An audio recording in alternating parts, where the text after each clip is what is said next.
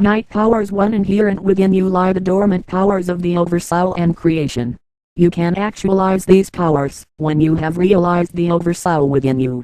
I intend to discuss some of the powers of the Oversoul that are at your disposal.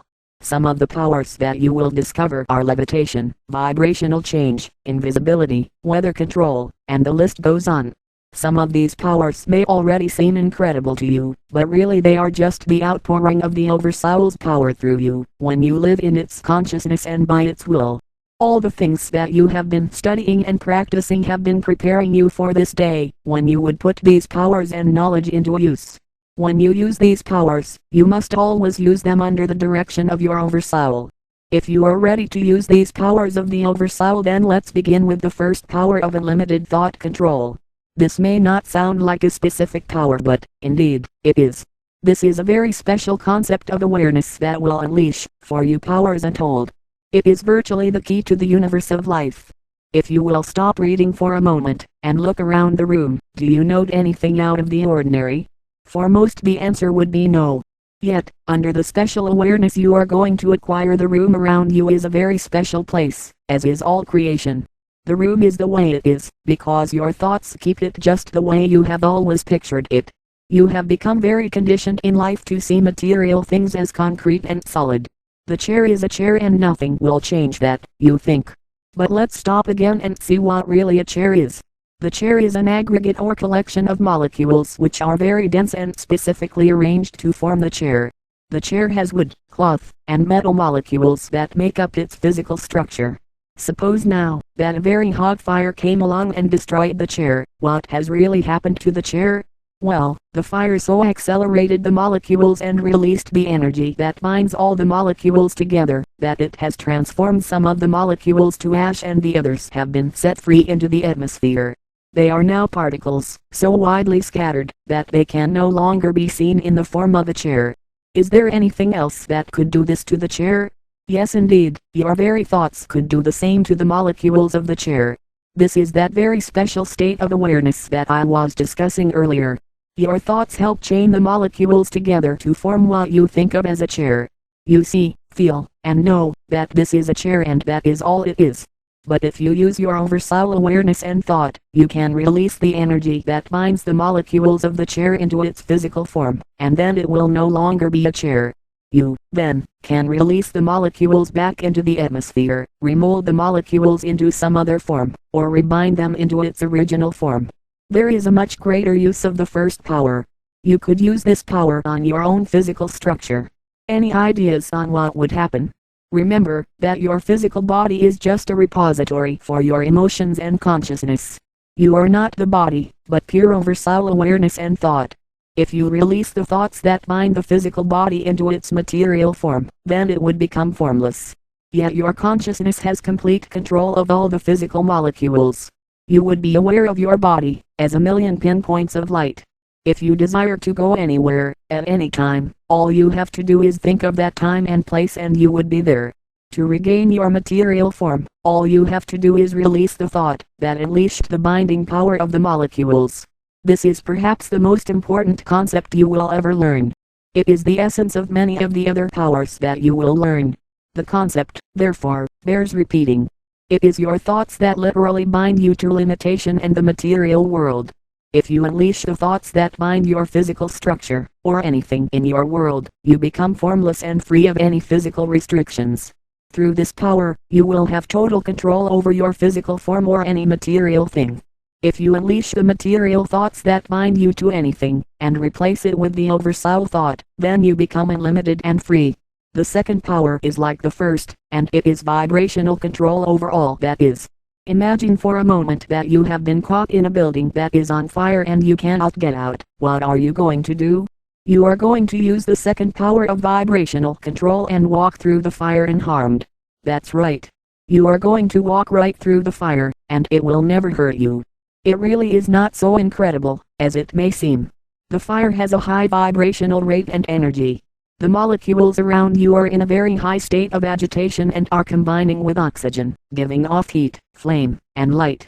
If you can raise the vibrational rate of your physical body to a very high rate, higher than that of the fire, through the oversoul awareness and thought, then you will go unharmed by the fire. You can do this not only for your physical body but for anything you desire to change the vibrational rate of. Further, you not only can raise the vibrational rate but you can also lower the rate of vibration in all things. This leads you into the third power of invisibility. The first thing that comes to your mind, when you think of invisibility, is the legends of the invisible man. It is true, though, that you can become invisible. Not only can you become invisible, but you can create invisibility in anything. There are two ways of doing this, and the first uses the power just discussed of vibrational control. If you raise the vibrational rate of the entity high enough, the molecules will vibrate at such an extremely high rate that light will simply pass through them and, so, you have invisibility. It is only when light can fall on a sufficiently dense article, and be reflected off of it, that it can be seen. This is the first type of invisibility. The second revolves around the absence of thought. The second type will allow you to remain physically solid, yet invisible to others. When you emit thought from your mind, you have learned that this is an energy which all are sensitive to. It is your thoughts that make you visible to others. So to achieve invisibility, you must erect a shield that completely encloses you and that will not permit any thought energy to escape. You do this by visualizing the oversoul energy completely surrounding and enclosing you. You then project, into this oversoul energy screen, with oversoul thought, the power that all your thoughts will remain enclosed within this capsule, and so you will be invisible. For a moment, let's change pace and look at something that may be causing many of you some trouble, and that is what I mean by the oversoul awareness, thought, energy, and other terms used in relation to the oversoul. If you are to put this topic to successful use in your life, then you must understand something very basic to night magic. You are the oversoul. If you can't understand this very simple concept, then you should go back and read topics 6 and 7. For it is only when you truly know that you are the oversoul in power, energy, and consciousness, that you will accomplish anything in this current topic. When I speak of oversoul awareness, you know yourself as the oversoul in consciousness and power.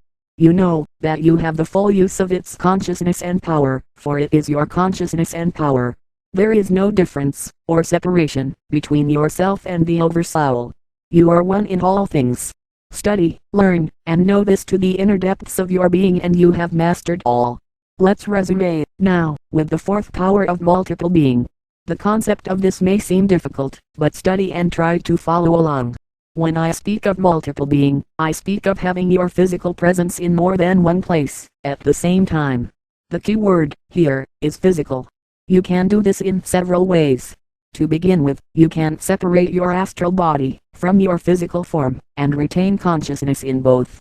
Then, you can lower the vibrational rate of the astral body till it can be seen and touched. To be in even more places, you can build a copy of your physical form, out of the oversoul energy, and again condense and lower the energy form, until it can be seen and felt. Then, you will place your consciousness in control of it, and use it, as you would use your own physical body. There is no limit to the number of the oversoul energy forms you can make. You must keep control over each form and sustain it with your oversoul energy and consciousness. Either you maintain complete oversoul control and consciousness over each form, or they will return to the eternal darkness. The fifth power is that of levitation. You know the physical law on earth that opposites attract. You have also seen the experiment whereby you take two magnets and place the like ends, that is either both north or south ends of the magnets, facing each other. They will repel each other. The earth has a certain polarity, and you have a certain polarity, which keep you both together. If you can reverse your polarity such that it is the same as the earth, then you will be repelled by the earth and so, levitate above it. To accomplish this requires a combination of night breathing and the drawing upon, and application of the earth's energy around and through your body. There is an easier way of doing levitation. If you use the power of vibrational control and slowly raise the vibrational rate of the molecules of your body, the body will become like the sky. The body will become very light and float above the earth. You can direct your movement and height by oversoul thought. Remember, though, that the body is still subject to lack of oxygen and the cold of extreme heights. This is levitation. The sixth power is that of weather control. In order to understand how to see,